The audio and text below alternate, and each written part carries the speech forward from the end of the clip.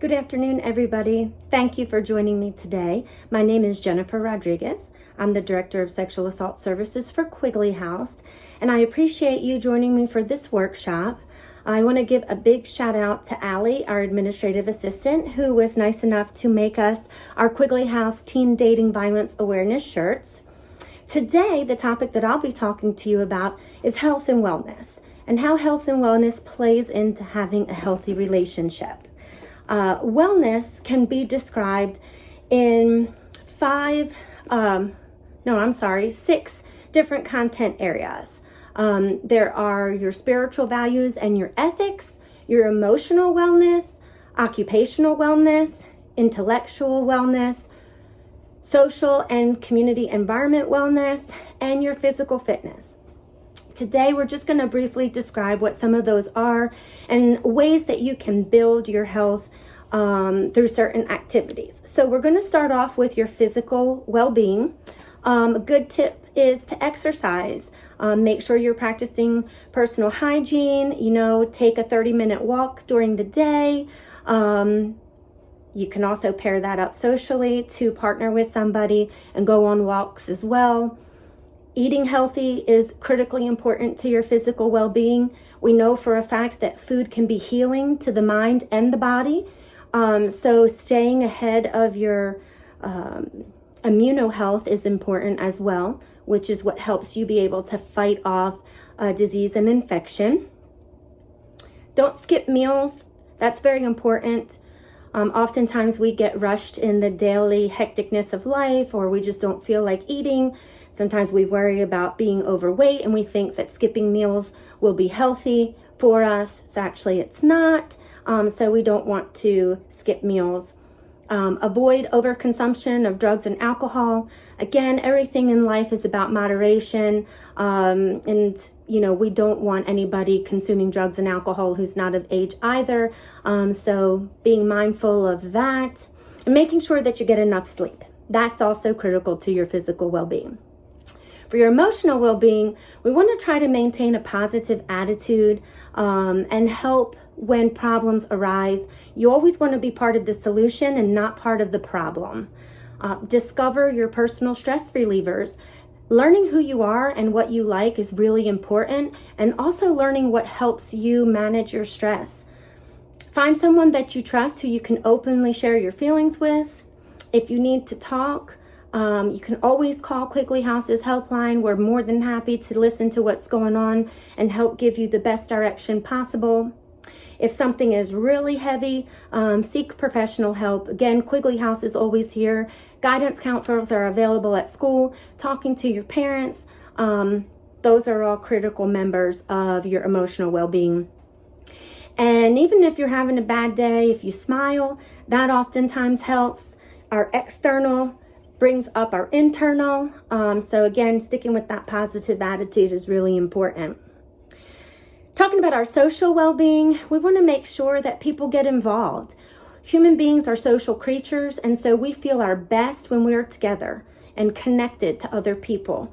There are a variety of clubs and different organizations that people can participate, probably within your school, but also within Clay County. So be mindful of finding activities that you like. Know who your friends are, know who you can trust, and know who you can depend on. Sometimes people that we hang out with or that we have an acquaintance with are not necessarily our best friends and the people that we can rely on. So sometimes it's better to have a smaller circle of intimate friends than it is to be popular with everybody.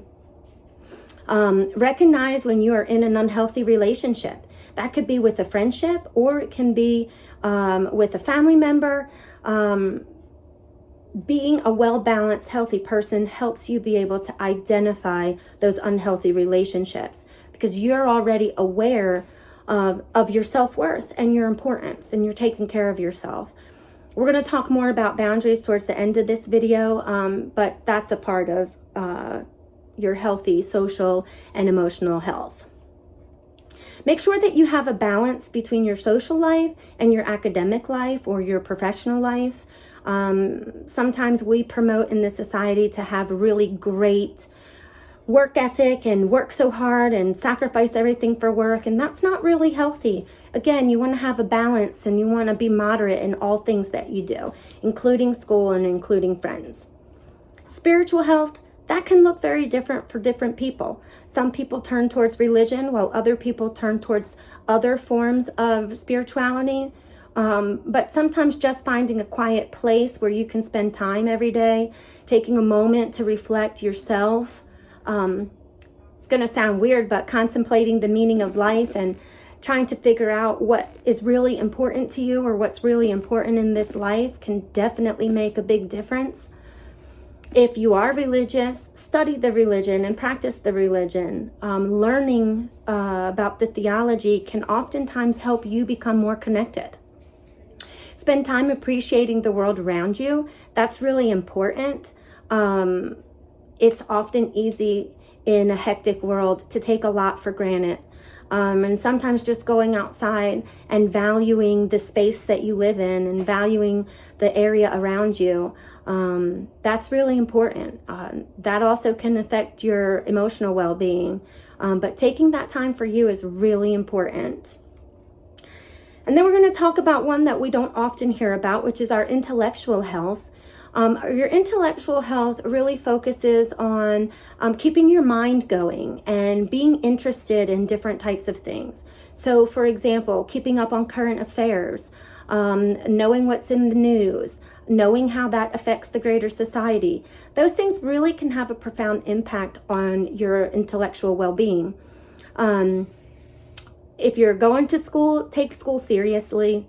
It's easy sometimes to get distracted by friends, by family, by other things that are going on. You might think, oh, I'm taking this class and I'm not really interested in this topic. However, you want to make sure that you're making the most of every situation that you're in. So taking it seriously, regardless if it's something that you absolutely love or not, really does engage your intellectual wellness. Seek academic help if you need help. It's not all up to you. You're not isolated in this world. There's resources for you at your schools, and there's resources within the community as well. If you're struggling at school or struggling at work, seek support for that. And last but not least is become a lifelong learner. You know, if you continue to be interested in new things, you will continue to stimulate your mind. And stimulating the mind stimulates the body, and it helps create health and wellness. And again, that's what this video is all about, is making sure that you can be the best version of you that you can be. Hopefully some of these tips that we've shared with you kind of give you more perspective on ways to create balance in your life. And all of these things are really important, but if you lack boundaries, you're not going to be able to function well in a relationship.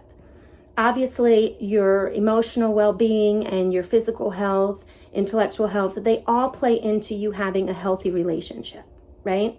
And so what we want to make sure is that you know yourself well enough to know what you like and what you don't like. The dictionary defines boundaries as the state of being in good health. Oh, wait, I'm sorry. I read you the wrong one. Let me apologize and rewind. Defines boundaries as a limit of a subject or sphere of activities. And so basically by creating boundaries, you're literally stopping someone's behavior from interfering with you. Again, that's why it's so critical for you to know and understand who you are, what you like and what you don't like, and then to communicate that to your friends, your family, and people that you work or go to school with. In the beginning, it can be challenging when you're discovering boundaries. You can feel like you're hurting other people's feelings, but really it's mostly about you. A couple ways to help build and increase boundaries, just to go through quickly, is to name your limits. Again, knowing yourself, knowing what you like and what you don't like, and putting that into terms in your relationships is critical. Tune into your feelings. You're never going to be able to establish limits if you don't know your own thoughts and feelings. And that's part of your emotional well-being, and I hope that you work on that to discover that. Be direct with people. There's a difference between being direct and being rude, but being direct is appropriate, healthy behavior. When you are communicating directly, what you need to keep into account is that you're being respectful of the other person's thoughts and feelings. So you're not calling them an idiot because they don't understand, but you're taking the time instead to explain to them what it is that you're thinking and feeling. Communication is always the key, and again, respectful communication. So stop and think before you communicate anything, whether it's online, whether it's through text, or face-to-face. Give yourself permission. Give yourself permission to have your own thoughts and your own feelings independent of other people's.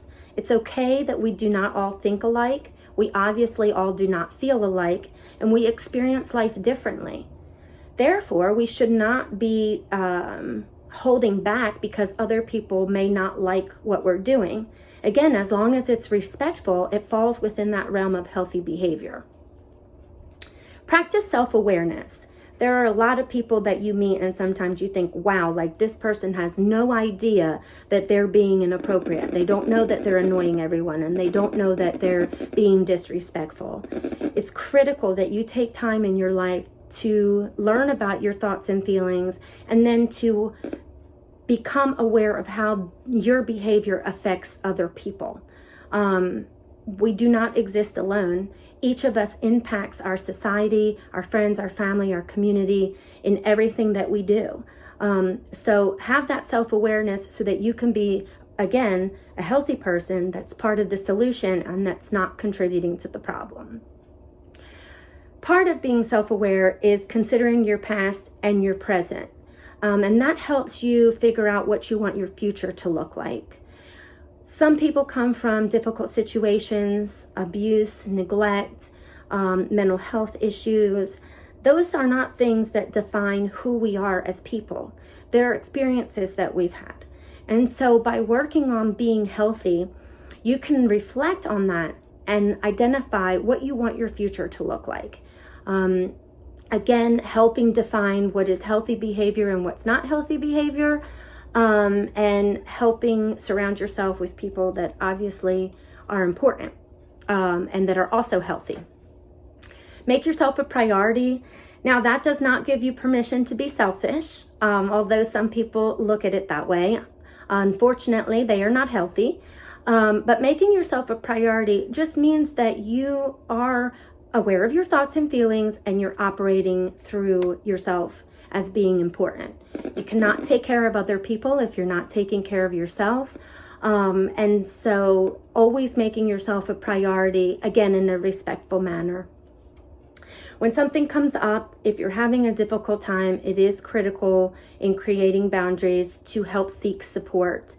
It's always okay to seek support. You're not alone. There are plenty of resources and people available that care about you, and that can help you through these difficult situations. That is not a sign of weakness. It is a sign of strength to seek support. Now, here's an important factor. Be assertive. And what being assertive means is that you're willing to stand up for yourself, communicate effectively and directly, but also respectfully. So oftentimes when people hear being assertive, they think that that means, that you have to be aggressive and that you have to be really hard and firm in things. And it doesn't. It just means that you are clearly stating your boundaries and clearly stating the concerns that you have, and you're seeking a solution in a direct way. The biggest challenge of all of this is that sometimes we feel like we need to take it all on in one time, and you don't. I want everyone to know that the reason why we've made this video is so that you can see the breakdown of what health and wellness really looks like. And then you can put these things into practice by starting small. So focusing on different areas of health, practicing those, and then ultimately doing the self-reflection and figuring out what you want for your future. Again, nobody is ever alone. Please know that you can call our 24-hour hotline at Quigley House, and we will do everything we can to provide you resources, even if you are not a survivor of domestic violence or sexual assault or teen dating violence or human trafficking. We're always here for you, and we always want to connect you to having a better, healthy life. If you have any questions about this video or any other of the videos that we've posted, know that you can reach us through Facebook or Messenger and ask us anything that you want to. Again, you can call our 24-hour hotline. If you're looking to support Quigley House right now, please share our videos and put your support on social media. If you're interested in getting involved, you can always contact us directly for volunteer hours and so forth. As I've said before, my name is Jennifer, and I want to be able to serve you all as best as possible. I know today's video was quick and we didn't get to go in depth about everything, but I do hope that you continue to join us throughout the month of February to celebrate teen dating violence awareness and to help prevent future violence from happening within relationships of all kinds. Please look for us in April as well, because we're going to be continuing the activities and trying to build awareness for Sexual Assault Awareness Month, which is April, as I said. And again, I hope that you guys learn to become healthier people and learn to love each other. Thanks a lot for your time and attention today. Stay well.